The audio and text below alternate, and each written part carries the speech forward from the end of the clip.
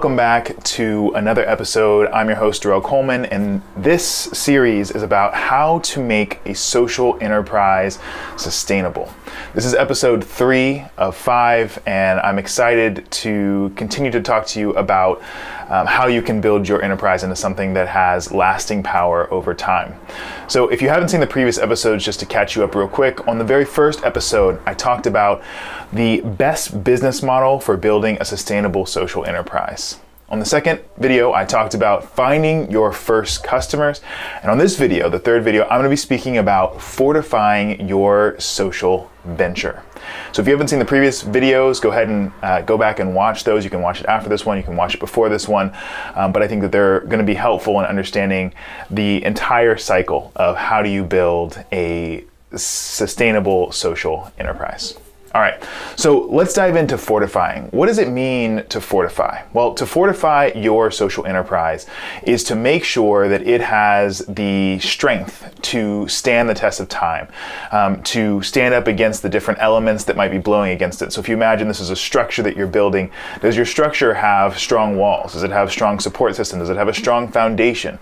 Is it something that can be relied on over and over again? And I think that last phrase about building something that can be relied on over and over again is really the mindset that you want to be in when you think about fortifying your social enterprise. So how do you fortify a social enterprise? How do you make sure that you build something that can be relied on over and over again? Well, the first thing is that you do good work and you over-deliver. So before you can even get to the point where you're building something that can be relied on over and over again, you need to know that the thing that you're offering is something that people actually want, something that they actually need. On the previous episode about finding your first customers, I talked about the value of empathy, about making sure that what you're offering is something that people tell you that they actually care about, and that you want to be in this sort of testing mindset as you test your different offers so that you get that feedback. So moving through that feedback, right, you get to the point where you've done good work, and hopefully instead of just doing good work, you've actually over-delivered on that work. And I gave a few examples. So I said, if you're running a restaurant, right, and the goal of your restaurant is to replant the world's forests. It's a sustainable restaurant. You want to replant the world's forests. You want to make sure that you are offering a number of things. One is that the food that you're offering is really good. That's the foundation of what your service is. And so you want to make sure that at its core, the core thing you're offering is great. But you also might want to combine that with something else, like the ambiance of the restaurant, or the service that's being provided, or the value or the quantity of food that you're actually providing, something else that's going to over-deliver on what it is that you're creating. So as you think about your own social venture, think about what does it look like to over-deliver for your social venture, for your social cause, regardless of what that might be. That's the first point. The second point, though, is that you want to use the work that you do to develop assets for the future. All right, so you're thinking about fortifying, you're thinking about how do I make my enterprise sustainable? How do I make this something that can be relied on over and over again? Something that is fortified against the different challenges that are going to come up. Challenges like, I don't have time to prepare this. Challenges like, there's a lot of people asking me for things now at the same time. Challenges like, there are personal things happening in my life. How can I continue to provide these services for people, even though the conditions that were set when I first provided the service, those are no longer there, all right? So the way that you do that is what I just said, right? You use the work that you do to develop assets for the future. And your goal is to develop things that make it easier for you to do what you've done again. And so to do that, you're going to want to develop shortcuts/tools that are going to make producing the same outcomes simpler for you down the line. Let me give you a few examples from the same examples that we've been using throughout this series.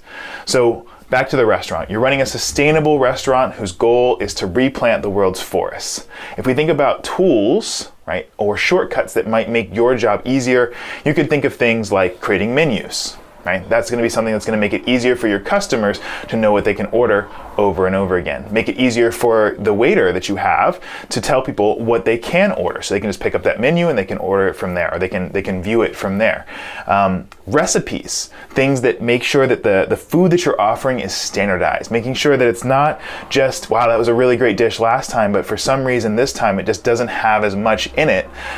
You can avoid issues like that by creating recipes, right? Or maybe if you're focused on another element, the over-deliver aspect, maybe it's having standardized music that you play in your facility, or a certain style of music that ensures that you create the same ambiance over and over again, right? So those are examples of tools that you can develop as you move forward.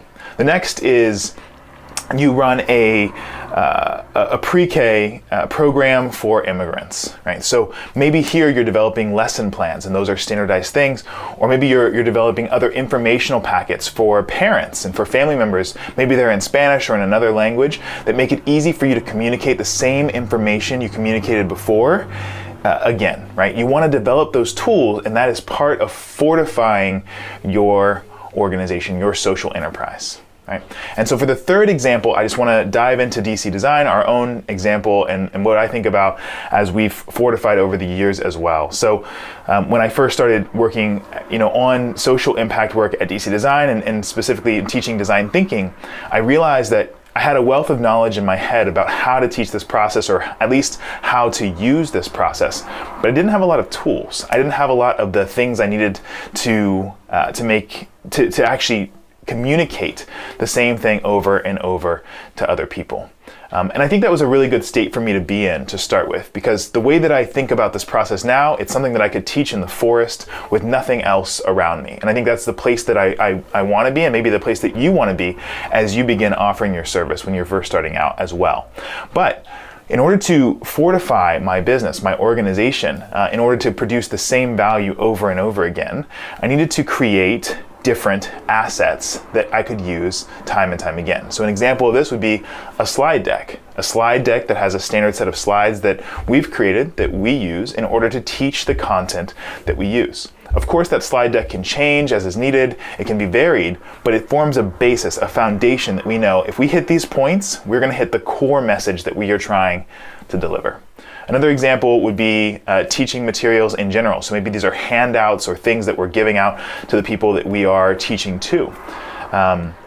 As I began to move into the consulting space, I had to develop more assets for that as well. So that was different slide decks altogether, different tools and agenda keeping tools, different methodologies. So we do a thing, for example, called stakeholder mapping. And we have a standard tool that we use to map out the stakeholders in an ecosystem. Who are all the people who have some sort of sway over how a system works?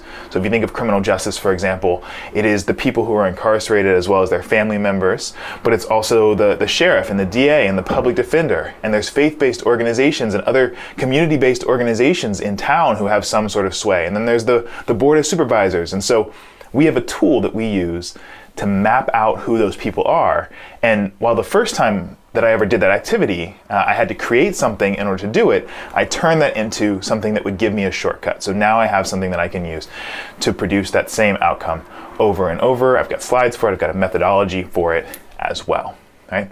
The last one from DC Design, which might be useful for you too, is a simple invoicing template, something that you can use to send out an invoice. I know for me, when I was first starting out, one of the things that was sort of most cumbersome was actually invoicing people, asking for the money that had been agreed upon up front. And I would go through the effort of putting together the entire session. I would go and lead the session. I would teach people design thinking, or I would begin consulting, and sending out that invoice was it was another thing that I had to do. It was something else that took energy from me. It was something else that I didn't really want to do. And if I didn't have a standard invoice, it made it even harder. So putting together a sort of standardized invoicing method and template made it a lot easier to actually make that happen.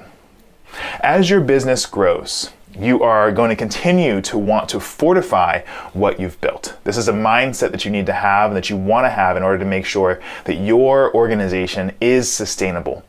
As a social impact organization, in the end, your goal is to provide value for people in need. So if you don't build a fortified organization, if you don't build a sustainable organization, something that can be there time and time again, year after year after year, as long as that need exists, then ultimately the people who are most impacted are the people who need your help the most. So you don't want to overlook these steps. You want to make sure that you're thinking with this mindset about fortification.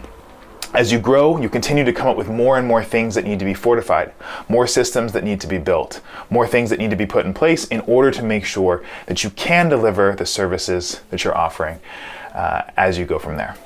So that's what I've got for you today. If you found this useful, definitely hit that like button. That's really helpful for us. If you think there's someone else who would really enjoy learning more about how to build a sustainable social enterprise, then definitely send them this video and send them this series overall. Tomorrow, I'm going to be talking more about how to grow your social enterprise. So we've talked about the best business model for it. We've talked about how to find your early customers. We talked about fortifying your organization.